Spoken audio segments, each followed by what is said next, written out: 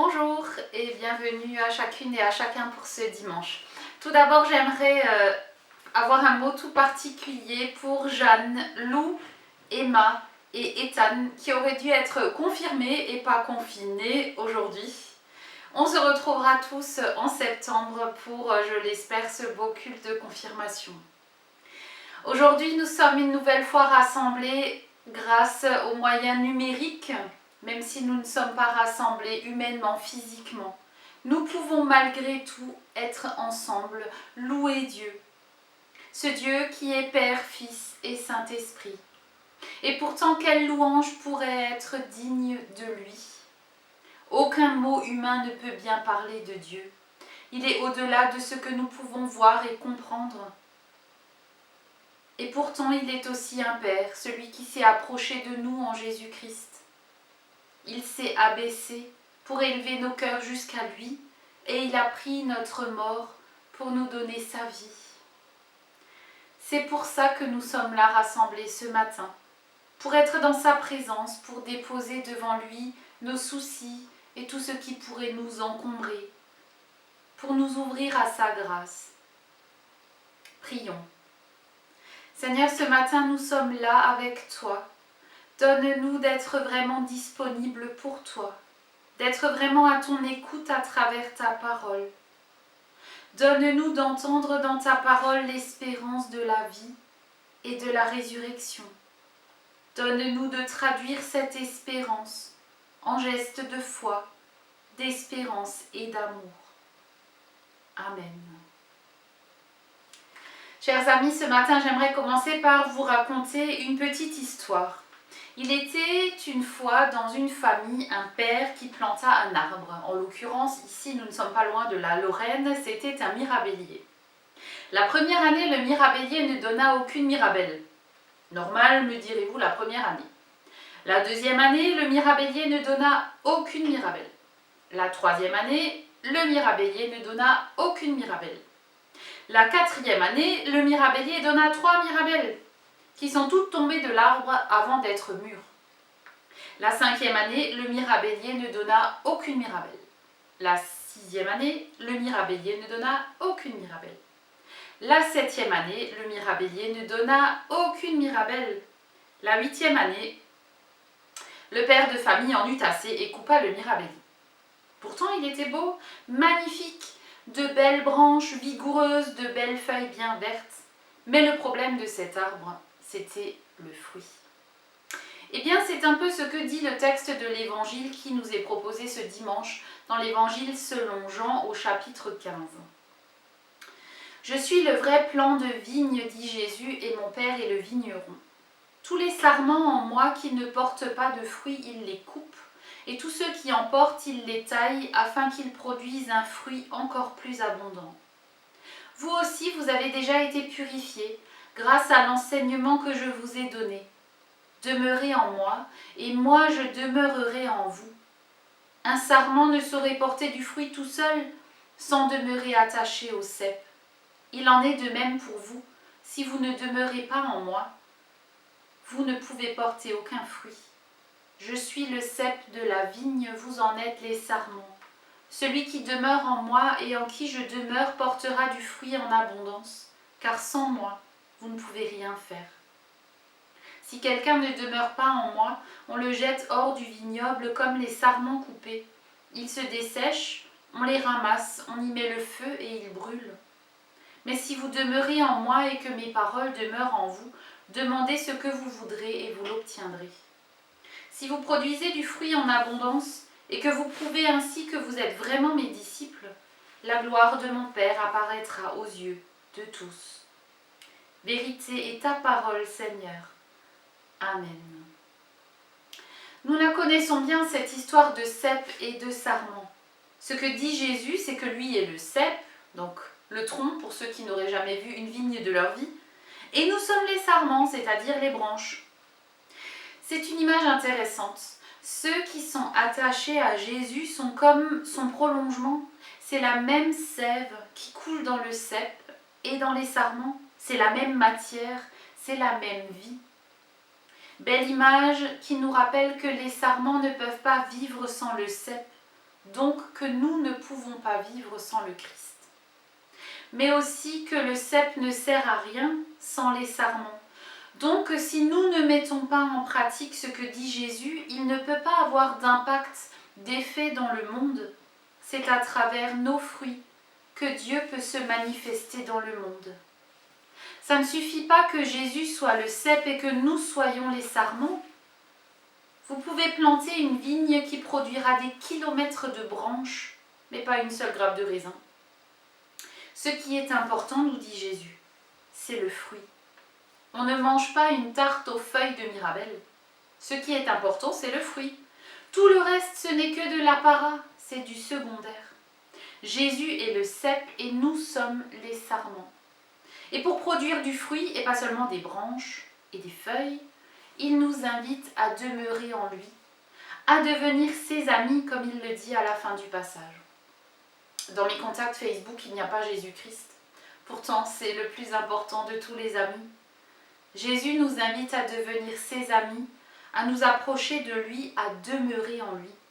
Alors, dit-il, nous porterons du fruit, parce que ce qui est important, c'est le fruit. Mais est-ce que je porte du fruit? C'est une question qu'on peut se poser aujourd'hui. Est-ce que ma vie porte du fruit? Est-ce qu'elle est féconde? Ma vie personnelle, ma vie de couple, ma vie de famille, ma vie professionnelle, est-ce que je porte du fruit? D'ailleurs, c'est quoi une vie qui porte du fruit? La Bible nous le dit dans l'Épître aux Galates au chapitre 5. Le fruit de l'esprit, c'est l'amour, la joie, la paix, la patience, l'amabilité, la bonté, la fidélité, la douceur, la maîtrise de soi. Voilà les fruits que nous pouvons porter, voilà les fruits qui découlent de notre attachement au cep et de la sève qui est l'Esprit Saint. Je crois que c'est une question qu'en tant que chrétien, on devrait tous se poser, qu'on devrait tous oser se poser. Pour soi-même, pour nos vies, pour nos familles. La question aujourd'hui, ça n'est pas de savoir si nous avons une vie réussie. D'ailleurs, qu'est-ce que c'est une vie réussie? Une vie de couple, une vie de famille réussie, c'est quoi? La question n'est pas là. La question est de savoir si nos vies portent du fruit et si elles le portent pour l'éternité. Finalement, qu'est-ce que c'est? Une vie qui porte du fruit? Non pas une vie réussie selon les standards du monde moderne, une belle vie, une belle maison, un beau conjoint, de beaux enfants, une belle voiture, beaucoup d'amis, la célébrité. C'est quoi une vie qui porte du fruit? Pas seulement qui étale ses branches pour se montrer, mais une vie qui porte du fruit en profondeur.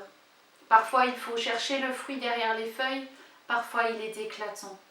C'est quoi une vie qui porte du fruit? Qu'est-ce qui reste de nos vies si on enlève la maison, la voiture, la fiche de paye, le statut, la réputation? Est-ce qu'alors nos vies portent encore du fruit? Que reste-t-il si on enlève tout ça? Finalement, je crois que le critère est là. Si on enlève tout ça, qu'est-ce qui reste? Est-ce que ma vie est encore féconde? Reste-t-il quelque chose devant l'éternité? Pour les amis de Jésus, il reste bien quelque chose, il reste cet attachement à Dieu. Cette vie donnée par Dieu et qui n'est pas conditionnée par les circonstances. La vie que Dieu donne reste pour l'éternité, même si on enlève tout le reste. Et les fruits que je peux semer autour de moi restent aussi au-delà de ma petite vie. Si à travers nos mots et nos gestes, nous pouvons témoigner un peu, semer un peu, ça restera au-delà de nos propres vies. Alors pour moi, une vie qui vaille le coup d'être vécue, c'est une vie osée, risquée pour Dieu et pour les autres. Est-ce que nos vies portent du fruit? Et si nous avons des choix à faire, est-ce que nous allons les faire dans le sens d'une vie qui porte du fruit? Est-ce que nous allons faire le choix d'une vie qui vaille vraiment le coup d'être vécue? Un arbre se reconnaît à ses fruits, dit Jésus dans l'Évangile. Pour que les fruits soient abondants et bons, ça n'est pas de la responsabilité de Dieu, c'est notre responsabilité. Nous devons veiller à rester attachés au cep qui est Jésus-Christ. Et là, c'est notre part du marché, c'est notre part du travail. Parfois, en tant que chrétien, on vit un peu comme Astérix et Obélix, on attend que le ciel nous tombe sur la tête. Parfois, dans l'Église, on attend que tout nous tombe du ciel. Alors qu'aujourd'hui, l'Évangile nous rappelle que c'est notre responsabilité de rester attachés au Christ. Parce que Dieu, lui, ne change pas. Sa part est immuable. C'est nous qui changeons. Et j'aimerais ce matin vous donner cet exemple de Jacques Salomé qui nous dit que la relation, il parle de relations humaines, mais vous verrez que ça s'applique à toutes les relations. La relation peut s'illustrer par une écharpe. Si vous êtes à deux à tenir une écharpe, le mouvement, la tension, le relâchement que chacun donne à l'écharpe se répercute jusqu'à l'autre. Si je tire trop fort sur ma part de l'écharpe, alors l'autre le sent. Et en même temps, si je relâche, si je ne tiens plus l'écharpe, l'autre le sent aussi. Pourtant, dans notre relation avec Dieu, les choses sont un peu différentes parce que Dieu, lui, tient toujours son côté de l'écharpe de la même façon, avec le même amour, avec la même proximité, avec une constance sans faille. La Bible nous dit que Dieu ne change pas. C'est nous qui changeons, qui nous éloignons, qui lâchons l'écharpe parfois. C'est donc à nous de veiller à demeurer en Christ. C'est difficile de demeurer, c'est le défi de toutes les relations. Au début, c'est toujours facile, mais demeurer, rester, durer, c'est compliqué. Nous devons donc rester vigilants et veiller, à ne pas laisser les circonstances de la vie, nos soucis, notre orgueil, nous éloigner du Seigneur. Nous devons veiller à rester attachés à lui, au Christ, et nous porterons du fruit jusque dans l'éternité. Amen. Prions ensemble. Loué sois-tu, Seigneur, parce que, même pauvre, tu nous ouvres au trésor de ta grâce. Même infirme, tu nous délivres. Même aveugle, tu ouvres nos yeux à ta présence. Garde-nous de l'orgueil de croire que nous pouvons vivre sans être attachés à toi.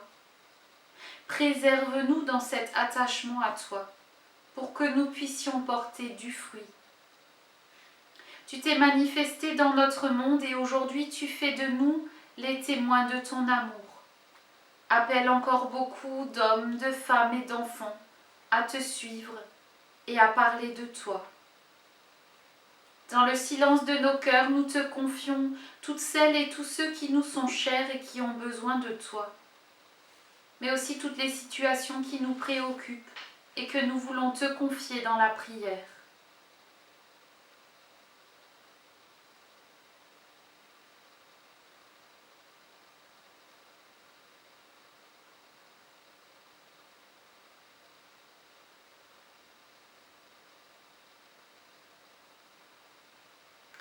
Et ensemble, comme les enfants d'un même Père, nous prions.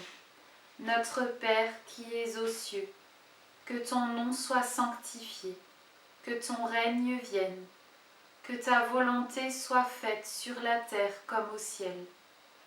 Donne-nous aujourd'hui notre pain de ce jour.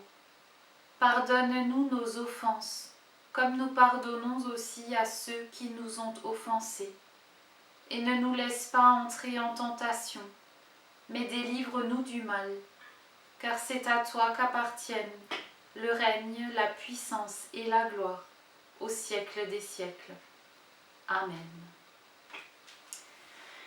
Que le Dieu de toute grâce vous réconforte, vous affermisse, vous fortifie, que sa joie vienne illuminer cette journée et que sa paix vous garde. Amen. Il me reste à vous souhaiter une bonne journée et nous nous retrouvons dimanche prochain. Que le Seigneur vous bénisse. Amen.